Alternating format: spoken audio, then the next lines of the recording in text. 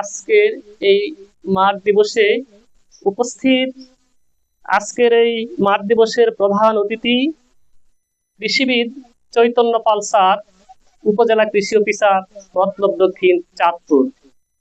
আজকের এই অনুষ্ঠানের সভাপতির আসনে আছেন মোহাম্মদ হেলাল উদ্দিন, সহকারী কৃষি সম্প্রসারণ অফিসার, মতলব দক্ষিণ, চাঁদপুর।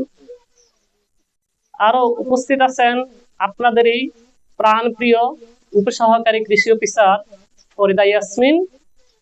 আর যাদের জন্য আজকের এই অনুষ্ঠানের আয়োজন, আমাদের প্রাণপ্রিয় কৃষক কৃষানী ভাই ও বোনেরা, সবাইকে মাহে রমজানের শুভেচ্ছা। আমি এখন অনুষ্ঠানের শুরুতেই পবিত্র কোরআন তিলাওয়াতের মাধ্যমে অনুষ্ঠান শুরু করতে যাচ্ছি। এখন আপনাদের সম্মুখে পবিত্র কোরআনে কারিম থেকে তেলাওয়াত করবেন মাওলানা আরিফুল ইসলাম। আমি মাওলানা সাহেবকে সামনে আসার জন্য অনুরোধ করছি। মুখের কাছে রাখবেন একবারে, নাইলে হয় না। আসসালামু আলাইকুম। একেবারে কাছে। এখন আমরা একটা কোরআন তেলাওয়াত করব, আমরা একটা কিতাব তেলাওয়াত করব। আরো কাছে শুনলে আল্লাহ নবী বলেন যে যে তেলাওয়াত করবে আর যে শুনবে তার উপরে সমতুল্য সওয়াব হবে। তো আমরা এই দিক না তাকিয়া মনোযোগ সহকারে কোরআন তেলাওয়াত করব ইনশাআল্লাহ। মুখের কাছে না হুজুর। أعوذ بالله من الشيطان الرجيم. بسم الله الرحمن الرحيم. إن الذين آمنوا وعملوا الصالحات كانت لهم جنات الفردوس نزلا خالدين فيها لا يبغون عنها حولا. قل لو كان البحر مدادا لكلمات ربي لنفد البحر قبل أن تنفد كلمات ربي ولو جئنا بمثله مددا. قل إنما أنا بشر مثلكم يوحى إلي أنما إلهكم إله واحد. فمن كان يرجو لقاء ربه فليعمل عملا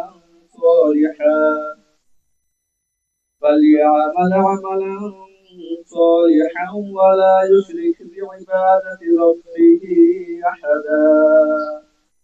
صدق الله العظيم.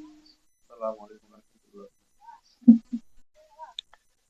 ধন্যবাদ হুজুরকে অত্যন্ত সুন্দরভাবে কোরআন তেলাওয়াতের জন্য।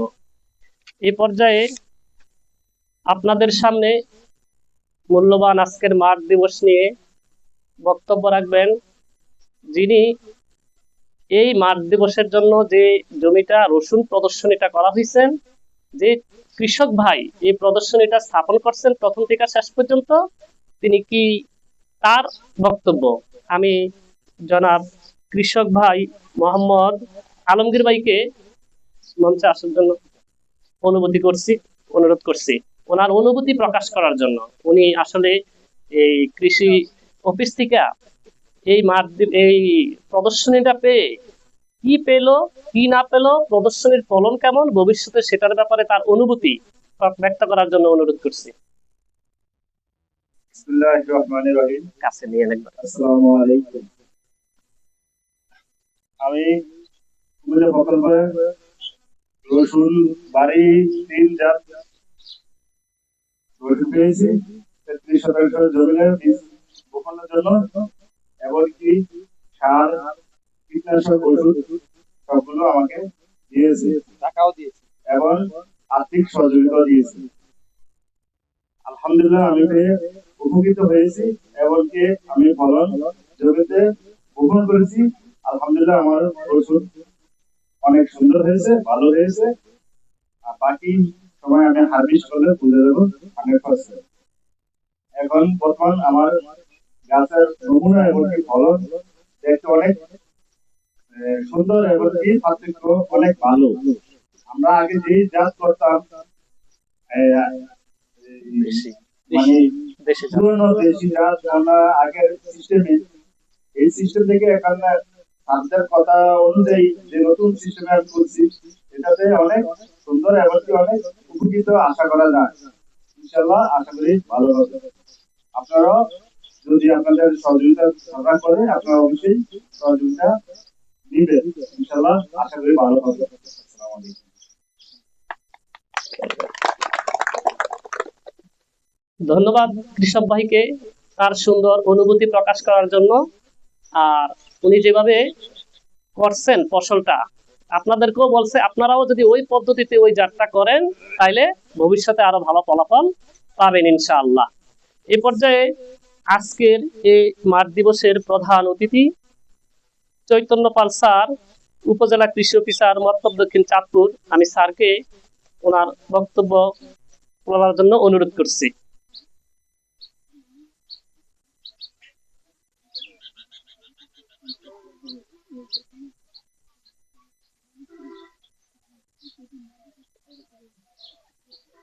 স্যার।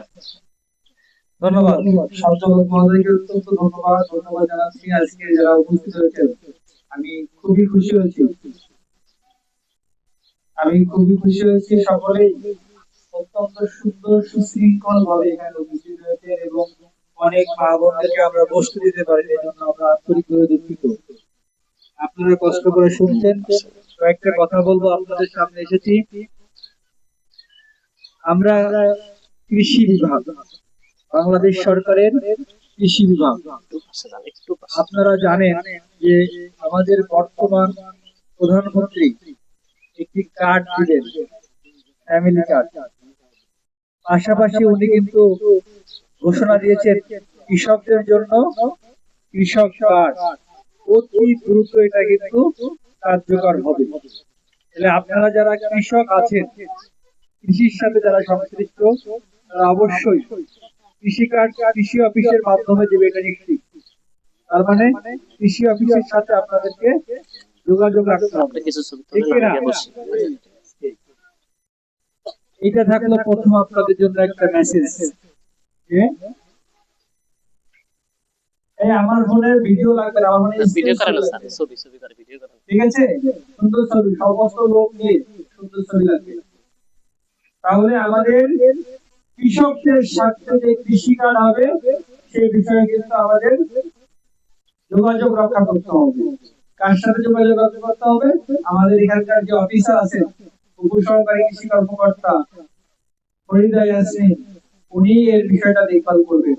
আপনারা জানেন যে আপনাদের যে ফ্যামিলি কার্ড হবে, সেই ফ্যামিলি কার্ডের ইউনিয়ন কমিটির প্রধান স্ত্রী, এটা আপনারা জানেন কি জানি না, শুনে রাখেন। তার মানে ফ্যামিলি কার্ডের প্রধানও আপনাদের ফরিদা আপা, যাচাই বাছাই কমিটির প্রধান ফরিদা ইয়াসমিন। তার মানে ফরিদা ইয়াসমিনের কিন্তু সাথে যোগাযোগ রাখতে হবে। ফ্যামিলি কার্ডের যেমন ইউনিয়ন কমিটির প্রধান উনি, এবং কৃষি কার্ডের ক্ষেত্রেও তো প্রধান নিশ্চয়ই হবে, এখনো কমিটি হয়নি। ঠিক আছে, এইটা হলো মেসেজ। দ্বিতীয় কথা হচ্ছে যে আমরা এখানে কথা বলতে এসেছি রসুন নিয়ে। রসুন একটি মশলা জাতীয় ফসল। পেঁয়াজ, রসুন, মরিচ, আদা, হলুদ, এগুলো কি জাতীয়? মশলা জাতীয় ফসল, তাই না?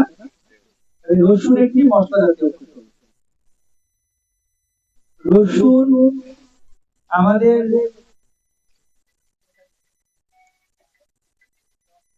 এই বাচ্চারা, তোমরা এইভাবে কথা বলবে না, তোমরা তো এই বাচ্চাদেরকে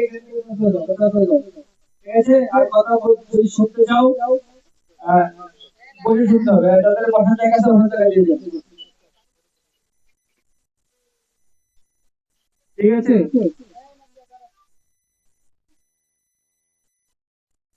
আর মুরব্বীরা যারা বয়স্ক আছেন তারা শুধু করে দাঁড়ান, পাশে পিছনে দাঁড়িয়ে থাকেন। আর করে থাকো, সমস্যা নাই।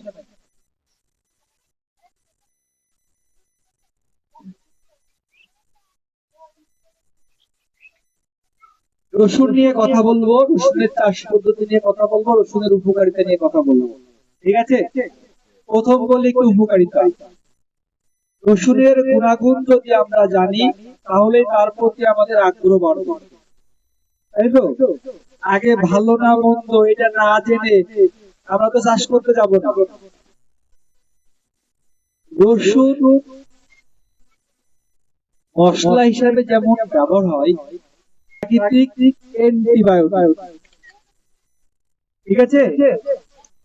রসুন হচ্ছে প্রাকৃতিক অ্যান্টিবায়োটিক হিসাবে ব্যবহার হয়।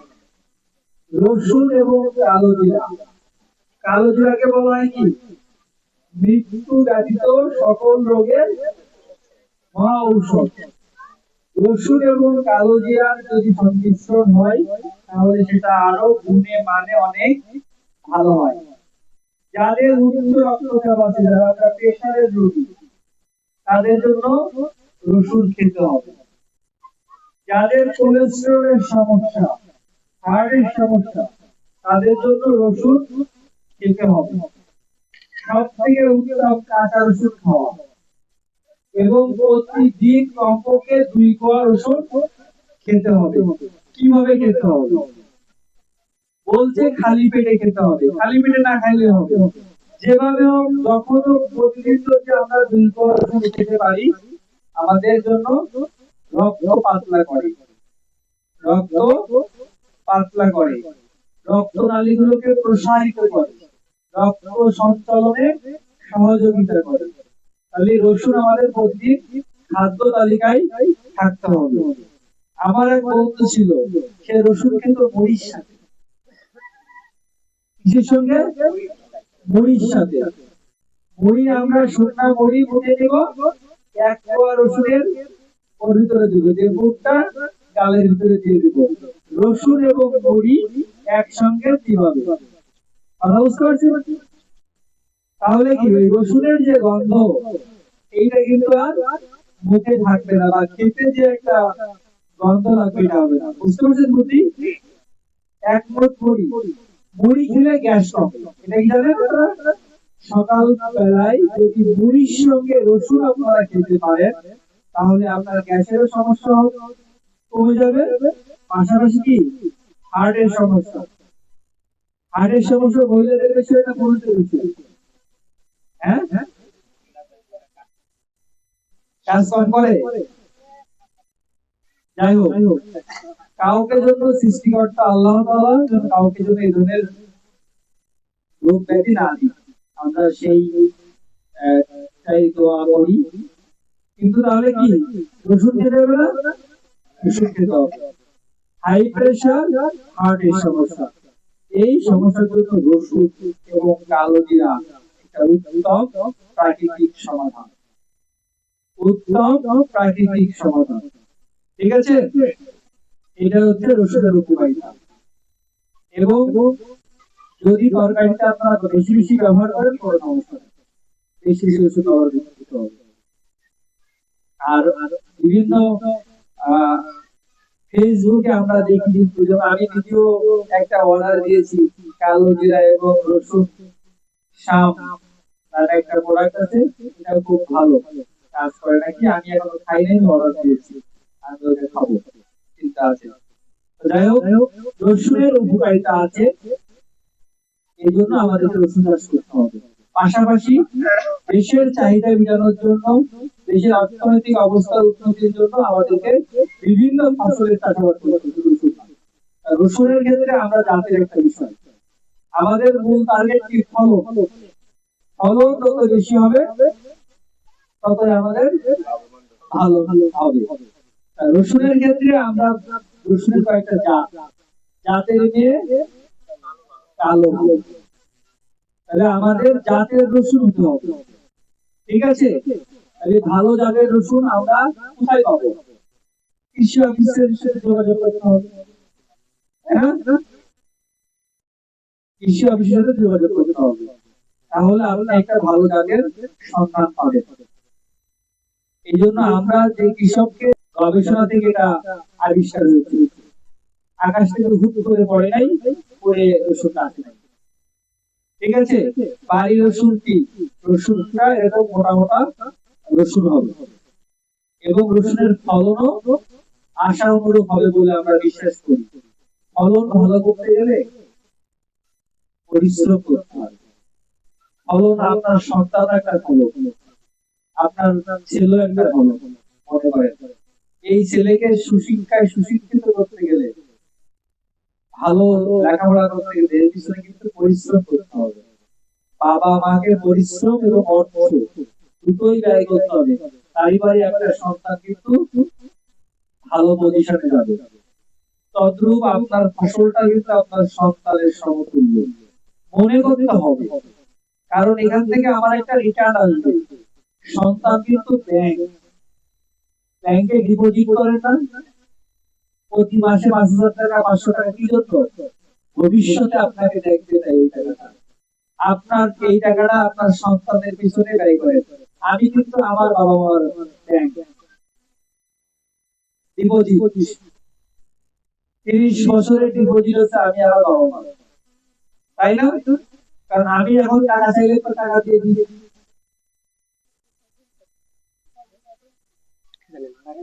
এই যে অফিসে কথা বলে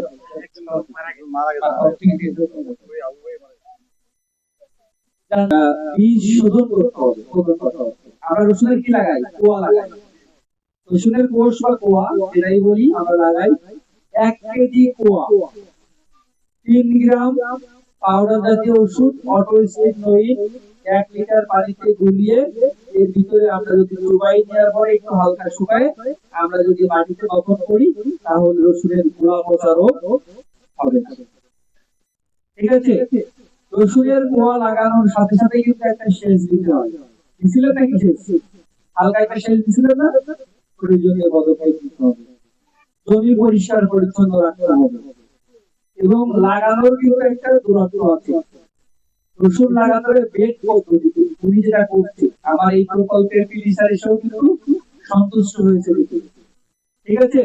রসুন করতে হবে বেড পদ্ধতিতে এবং একটা সারি থেকে আরেকটা সারি দূরত্ব হবে হচ্ছে 1 বিঘা 15 সেন্টিমিটার 9 ইঞ্চি। ঠিক আছে? একটা সারি থেকে একটা সারি দূরত্ব হবে, কিন্তু একটা গাছ থেকে একটা গাছের দূরত্ব কিন্তু আবার 1 বিঘাতে করে পাঠাতে হবে। তিনটা দিতে হবে, তাই তো?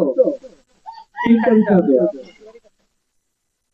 তাহলে 1 বিঘাতে আপনি 3টা দিচ্ছেন আর দুইটার ভাড়া রাখছেন 1 বিঘা, মানে 2 সারি ভাড়া রাখছেন 1 বিঘা। এইটা আপনাদেরকে জানতে হবে। প্রয়োজন অনুসারে রোগ বেলায় যদি হয়, যেমন আমাদের রসুনের প্রধান পোকার ক্ষেত্রে আছে পাতা মোড়ানো পোকা এবং গ্রিপস পোকা। পাতা মোড়ানো পোকা পাতাকে গোটায় ফেলে।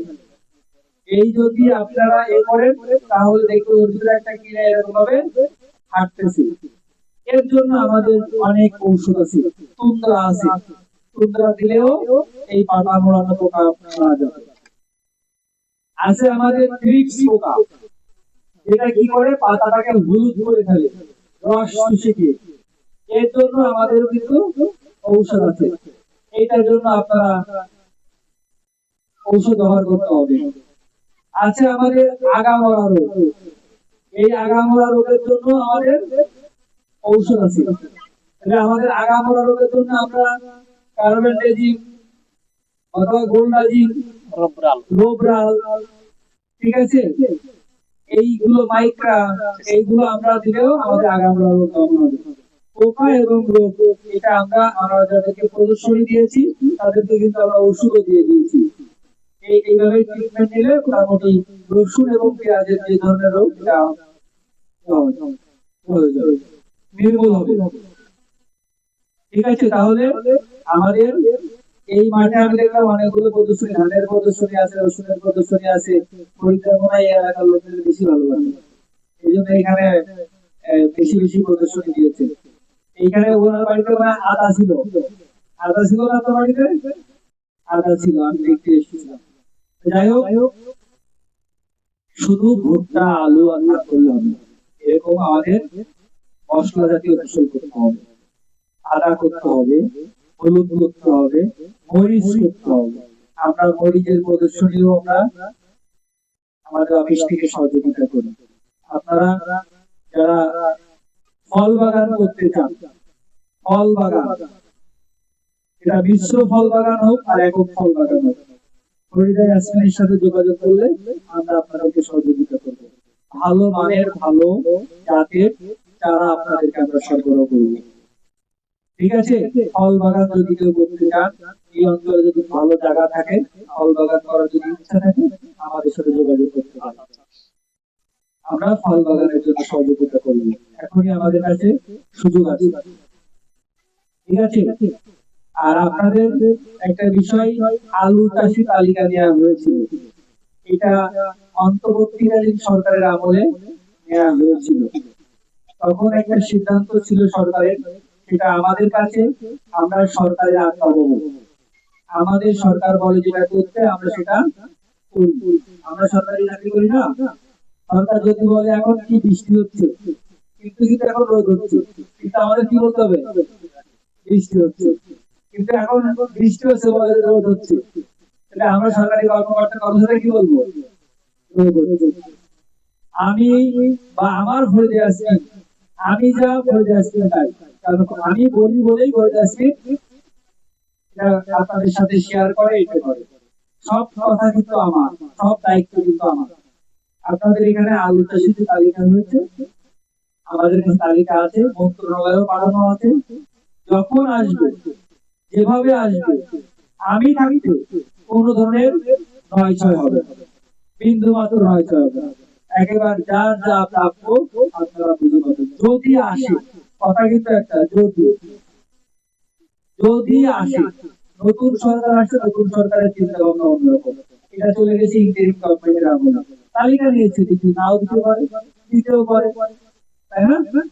তাহলে আমাদের করণীয় ছিল তালিকা তৈরি করা, আমরা তালিকাটা তৈরি করে মন্ত্রণালয়ে পাঠিয়েছি।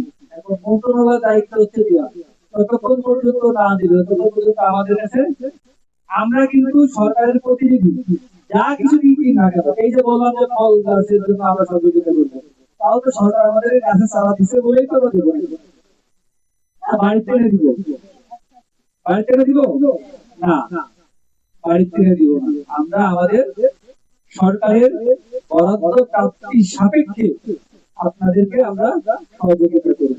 আজকে এই প্রোগ্রামটা হচ্ছে, এটাও একটা সরকারি প্রোগ্রাম। এই সরকারি প্রোগ্রাম সরকার করতে বলছে, এখানে লোকজন দেখে সবার সাথে এই রসুন সম্পর্কে, রসুনের উপকারিতা সম্পর্কে, রসুনের চাষ সম্পর্কে, রসুন কেন খেতে হবে, রসুন খেলে কি হয়, এই বিষয়গুলো আপনাদেরকে বলতে বলেছে। এই জন্য আমরা বলতে এসেছি, তাই না? এর পাশাপাশি আরেকটি কথা বলি মা বোনদের উদ্দেশ্যে, যে আপনারা পারেন, ওই যে বলে না যে মায়েরা বা মহিলারা পারে না এমন কোনো কাজ নাই।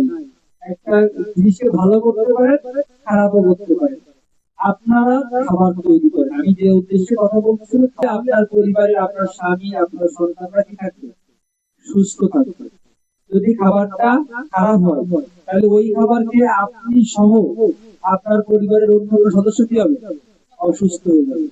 একবার অসুস্থ হলে ডাক্তার, চিকিৎসা, অর্থ ব্যয় সব মিলে, মানসিক অশান্তি মিলে কিন্তু একটা বড় সমস্যা তৈরি হবে।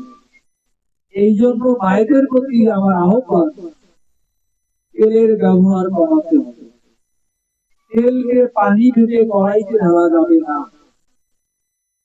তেলকে পানি ভেবে কড়াইতে ঢালা যাবে না। তা হলো, ঠিক আছে? তেলকে পানি ভেবে কড়াইতে ঢালা যাবে না। আমাদের মায়েরা এমনও করে যে ওই 5 লিটারের বোতল ধরেই কড়াইতে ঢালে, ঢালে নাকি, এটাকে থাকতে তো ঢালে না, অন্য কোনো শিশিতে দেয় না, অন্য কোনো বোতলে বা অন্য কোনো না, ওই বোতল ধরেই ডাইরেক্ট কড়াইতে ঢালে। এই ঢালছে না, ঢালছে, ঢালে একটা ধুতে হয়। কেন ধুতে হয়? এটা মাপ থাকে যে আমি 1 বোতল নিয়ে এই কয়দিন চালাবো, কিন্তু যখন আপনি ওই 2 লিটারের বোতলের থেকে ডাইরেক্ট কড়াইতে দিবেন, মানে বোতল ধরেই, তখন তো এটা পানির সমতুল্য হয়ে যাবে। ঠিক আছে? কেন? এই আমাদের আমরা বাঙালিরা আমরা খাই হচ্ছে কি তেল? সয়াবিন তেল। আসলে আমরা সয়াবিন তেল খাই না। আমরা খাই পাম তেল। কারণ সয়াবিন একটা জিনিস, পাম একটা জিনিস।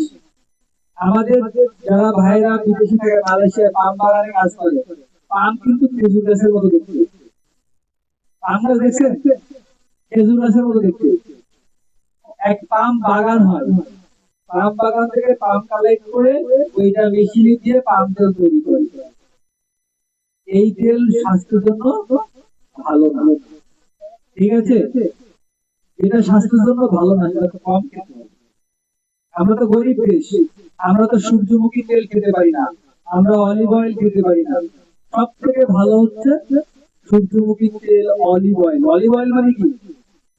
জলপাই তেল। জলপাই তেল কখনো খেয়েছেন কেউ? না গায়ে মাখিয়েছেন? গায়ে মাখেন নাই?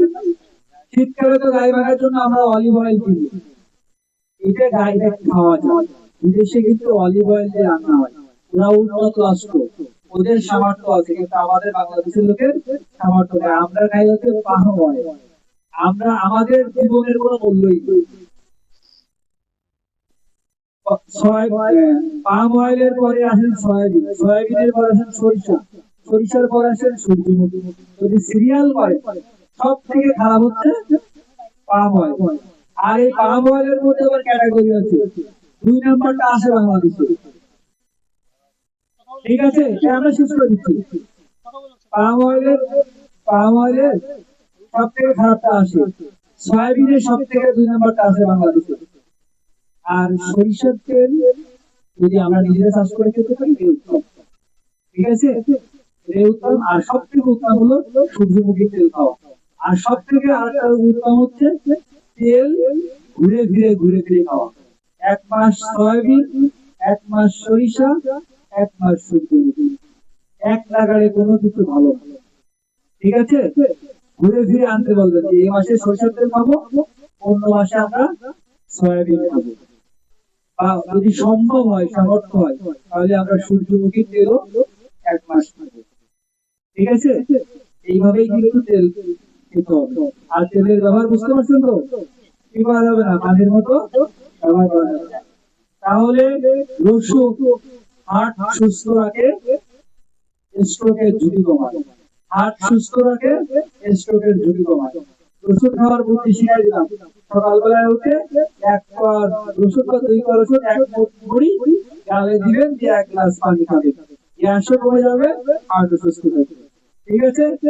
আমিও খাওয়ার চেষ্টা করবো। আমি যেহেতু বলছি আমি খাওয়ার চেষ্টা করবো না, আমি কিন্তু অলরেডি আসার অর্ডার দিয়ে আছি কালো জিরা রসুন, এবং মধু ওই যে পাওয়া যায়, ওটা অফিসে বলবো 1 চামচ খাবো।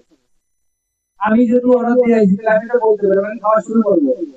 হ্যাঁ, বলার আগে কিছু না করে উঠতে হয়ে যাচ্ছে, মানে আমি অলরেডি কালো জিরা রসুন অর্ডার দিয়ে আসছি, আসলেই 1 চামচ করে খাবো। আর আপনারা কালো জিরা রসুন না পারলেও 1 মুঠি 1 কোয়া রসুন সকালে খাবেন, খাওয়াই পানি খাবেন সকালে, একদম সুন্দর গ্যাস গ্যাস হবে না, সেটা খাওয়া যাবে ইনশাআল্লাহ। তো সবাইকে অসংখ্য ধন্যবাদ আমার কথা মনোযোগ সহকারে শোনার জন্য, আমাকে সময় দেওয়ার জন্য। এই পর্যায়ে আমাদের আজকের অনুষ্ঠানের সম্মানিত সভাপতি, আমার অত্যন্ত প্রিয় ব্যক্তিত্ব, আপনাদেরও সুপরিচিত ব্যক্তি, আস্থাভাজন ব্যক্তি, জনাব হেলালুদ্দিন, সহকারী কৃষি সম্প্রসারণ অফিসার, মতলব দক্ষিণ চাঁদপুর। উনি আজকের অনুষ্ঠানের সম্মানিত সভাপতি, ওনাকে কিছু কথা বলে অনুষ্ঠান শেষ করার জন্য তিনি অনুরোধ জানাচ্ছি।